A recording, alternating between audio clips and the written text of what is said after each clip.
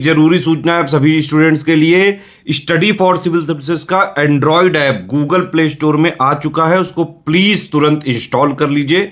और अगर आप स्टडी फॉर सिविल सर्विसेज के सिर्फ ऐप से कोई भी कोर्स, कोई भी पीडीएफ परचेस करते हैं तो उसमें अप्लाई कूपन, अगर आप ज्ञान सर जो है आप उसमें अप्लाई करते हैं, ये कूपन कोड है, तो उसमें 20% फीस तुरंत माफ हो जाएगी। मतलब 20% डिस्काउंट तुरंत उसमें लग जाएगा।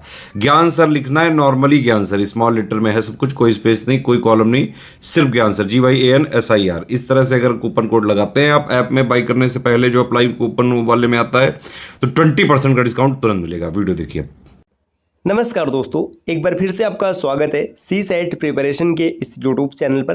दोस्तों, आज की इस वीडियो में हम लोग RO री एग्ज़ाम के लिए रीजनिंग के एक मॉक टेस्ट का डिस्कशन करेंगे। यह मॉक टेस्ट संख्या 31 है। इससे पहले की वीडियोज़ में हम लोगों ने और मॉक टेस्ट का डिस्कशन किया हुआ है। अगर आपने उन्हें नहीं देखा है तो आप प्लेलिस्ट में जाकर ज़रूर देखिएगा।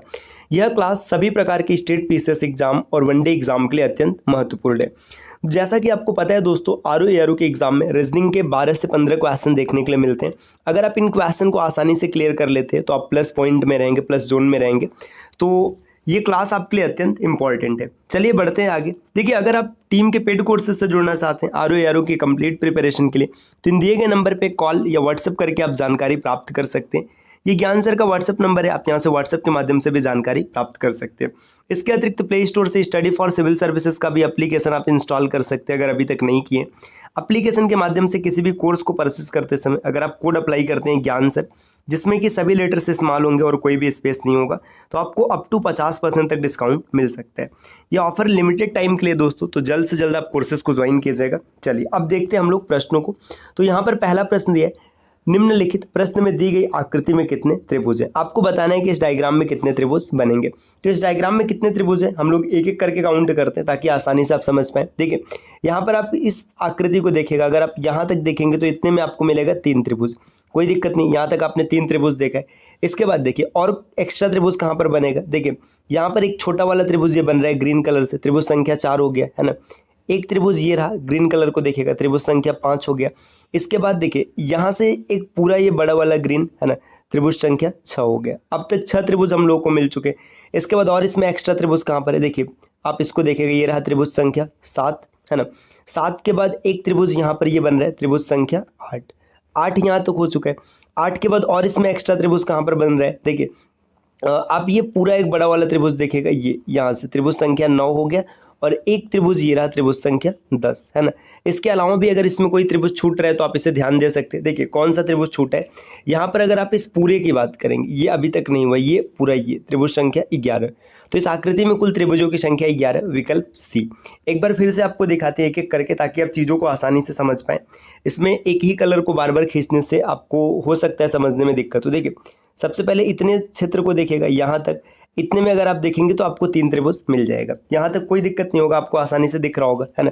इसके बाद देखिए इसी को हम थोड़ा सा आगे बढ़ाते हैं, यहाँ से ये रहा त्रिभुज संख्या 4 हो गया है ना। इसके बाद देखिए अब इसी को थोड़ा सा और आगे बढ़ाते, इसी को यहाँ से जब आगे बढ़ेंगे ये इतने को लेंगे तो त्रिभुज संख्या 5 हो गया। लेकिन जब आप 5 खींच रहे हैं तो इसी में एक चीज़ आप ध्यान दीजिएगा, यहाँ पर एक ये छोटा सा त्रिभुज बन रहा है तो त्रिभुज संख्या 6 हो जाएगा, 6 बन गया है ना। अब साथ में यहाँ पे देखिए ये एक रहा त्रिभुज संख्या 7, ये जो छोटा सा त्रिभुज है 7 हो गया। अब 7 के बाद और देखिएगा एक त्रिभुज, ये देखिए यहाँ पे अगर आप देखेंगे यहाँ पे ये बन रहा है त्रिभुज संख्या 8 हो गया। अब यही वाला जो हम लोगों ने सबसे लास्ट में देखा था, ये वाला, ये पूरा ग्रीन और येलो को मिक्स करते हुए 9 हो गया। अब इसके बाद ये पूरा यहाँ पे देखिए एक त्रिभुज संख्या ये है 10 और इसके नीचे है 11। तो इस आकृति में कुल 11 त्रिभुज होंगे, विकल्प सी इसका बिल्कुल सही उत्तर बनेगा। अगले प्रश्न पर आते हैं। प्रश्न संख्या 2 दिया है कि a प्लस बी का अर्थ है b a की बहन है। और फिर आगे दिया a क्रॉस b का मतलब है b a का पुत्र है, a प्लस b का मतलब है b a का पति है। तो आपको बताना है कि इस व्यंजक में, ये जो व्यंजक यहाँ पर दिया गया है, इसमें से कौन सा रिलेशन, मतलब रिलेशन क्या यहाँ पे पूछा है कि DH से किस प्रकार संबंधित है। देखिए जब कभी भी कोडेड ब्लड रिलेशन मिलेगा तो ये क्वेश्चन आपके लिए काफ़ी आसान हो जाएगा। सिर्फ आपको 2 कॉन्सेप्ट पता होना चाहिए कि कोडेड ब्लड रिलेशन में सबसे पहले हमें जेंडर निकालना होता है, जेंडर के बाद जनरेशन गैप निकालना है। अगर इन 2 चीज़ों से क्वेश्चन नहीं बनेगा तो फैमिली ट्री बनाएंगे, अन्यथा 90% क्वेश्चन बन जाते हैं। आपसे पूछा है कि DH से किस प्रकार संबंधित है, तो सबसे पहले D का जेंडर निकालिए। D क्या होगा, देखिए G प्लस D, इसका मतलब देखिए प्लस का मतलब क्या हो रहा है, प्लस का मतलब यहाँ पर बन रहा है कि जो ये प्लस है ना, ये बता रहा है कि ये देखिए बी जो है ए का पति है, मतलब जो पीछे वाला आ रहा है ये पति हो जाएगा। तो इस हिसाब से अगर देखेंगे तो यहाँ पर तो भाई ये प्लस फिर गलत इंडिकेशन दे रहा है ना। यहाँ पे ये भाग होना चाहिए दोस्तों, दोनों में प्लस हो गया, यहाँ पे थोड़ी सी एरर है, इसको देखेगा है ना। यहाँ पर हम लोग देखते हैं, देखिए ये भाग कैसे टिक किया गया, क्योंकि ये पहले प्लस था फिर माइनस था फिर गुणा था, तो फिर आगे भाग ही आएगा ना कि प्लस आएगा, है ना। यहाँ पे ये हो जाएगा कि जो बी है ए की बहन है, तो यहाँ से क्लियर हो गया कि बी का जेंडर फीमेल है, इसका मतलब डी का भी जेंडर क्या होगा, फीमेल।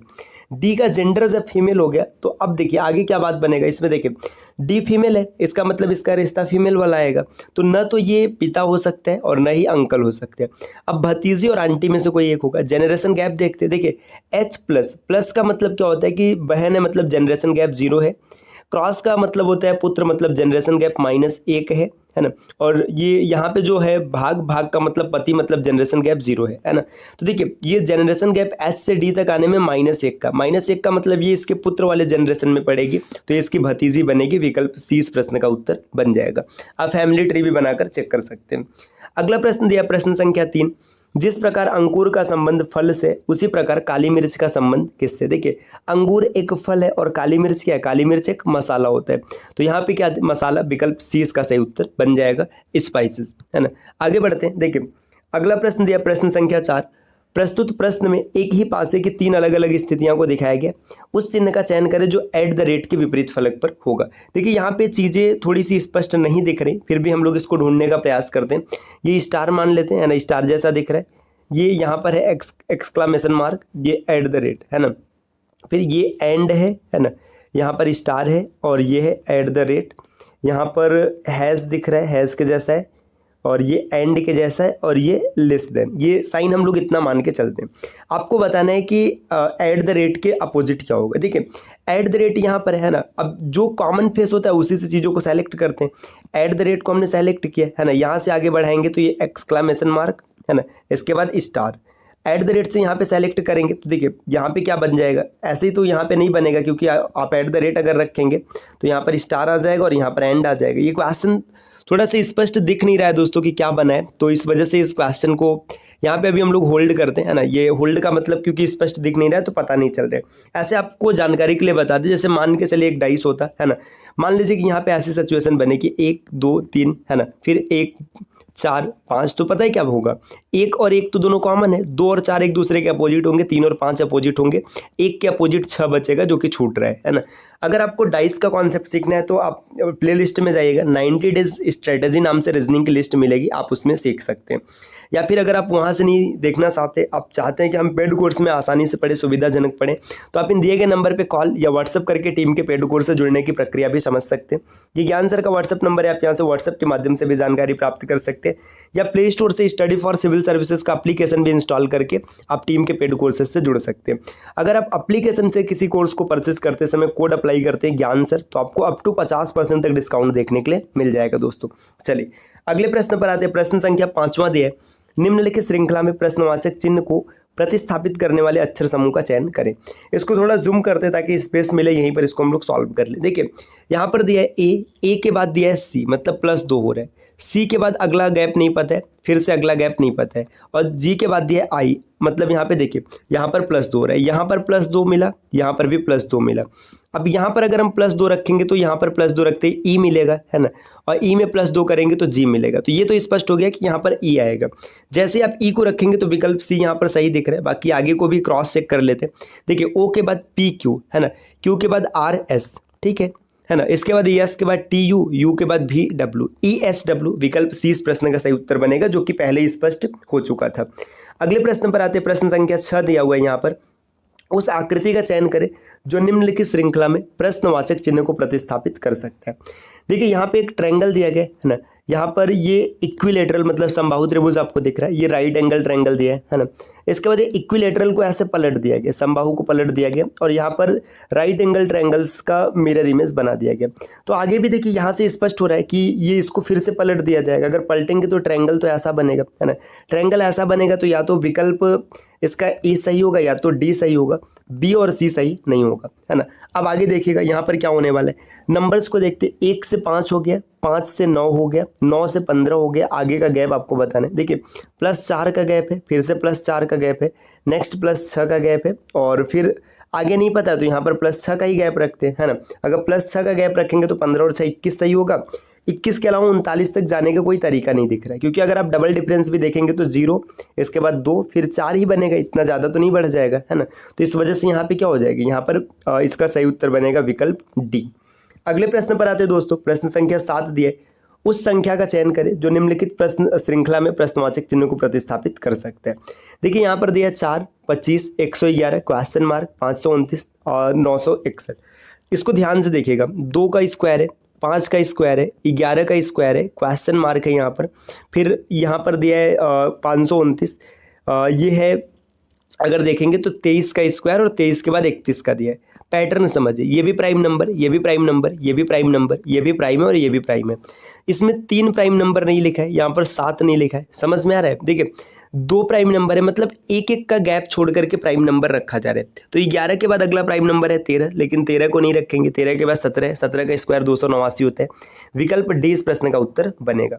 अगले क्वेश्चन पर आते हैं। नेक्स्ट क्वेश्चन दिया यहाँ पर 4 मतलब संख्या युग्म दिए गए, आपको बताना है कि एक गलत है, कौन सा गलत है। देखिए 11 और 143, ये 143 11 से कट जाएगा, 174 6 से कट जाएगा, 155 5 से कट जाएगा, लेकिन 138 8 से नहीं कटेगा, आप चेक कर सकते हैं, तो यही सबसे अलग हो जाएगा। अगले प्रश्न पर आते हैं। प्रश्न संख्या 9 दिया, उस विकल्प का चयन करें जिसमें उपस्थित शब्द समान संबंध साझा करते हैं, जैसा कि प्रश्न में दिया गया। हल्दी एक प्रकार का मसाला है, बिल्कुल सही है ना। अब आगे बताने देखिए, अंजीर काजू, भाई अंजीर काजू, अंजीर तो काजू नहीं होते। खजूर सूखा मेवा है, ड्राई फ्रूट है, बिल्कुल सही है ना। जायफल चिली फ्लेक्स, ये भी नहीं है, और खुबानी नाशपाती ये भी नहीं, तो इसका सही उत्तर विकल्प बी बन जाएगा। अगले प्रश्न पर आते हैं। उस विकल्प का चयन करें, मतलब ये बताना है कि जिस प्रकार 6 252 से संबंधित है, वैसे 5 किससे संबंधित होगा।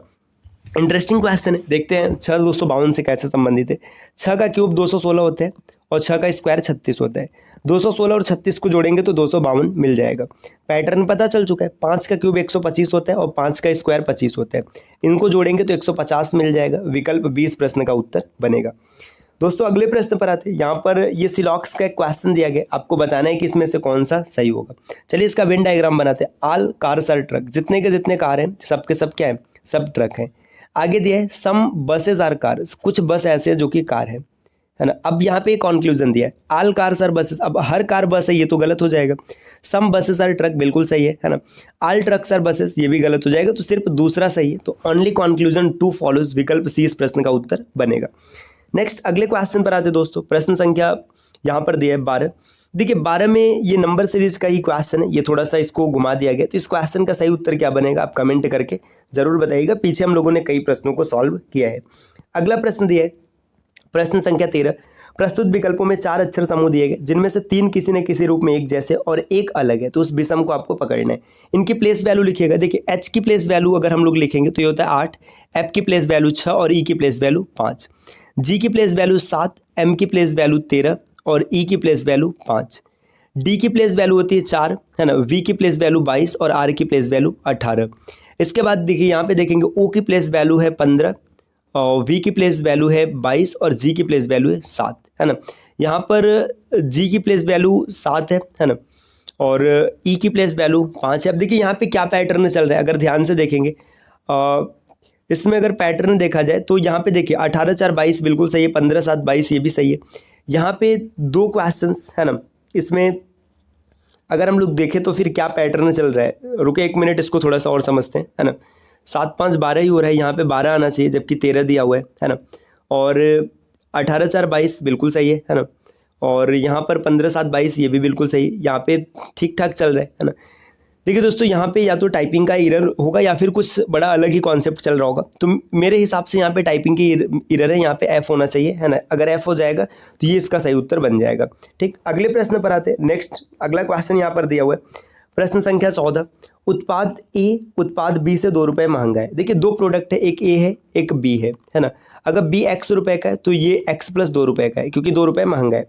यदि उत्पाद ए की कीमत बी की कीमत से 2 गुना बढ़ जाती तो उत्पाद ए की कीमत 2 गुनी हो जाती। देखिए यहाँ पर इसकी कीमत ना, मतलब जो ए की कीमत है ये बी से 2 गुना बढ़ जाए, मतलब समझिए ये x + 2 तो पहले से ही था, अगर इसमें 2x और हो जाए, मतलब इसका 2 गुना बढ़ जाए तो ये कीमत हो जाता है 17 रुपये।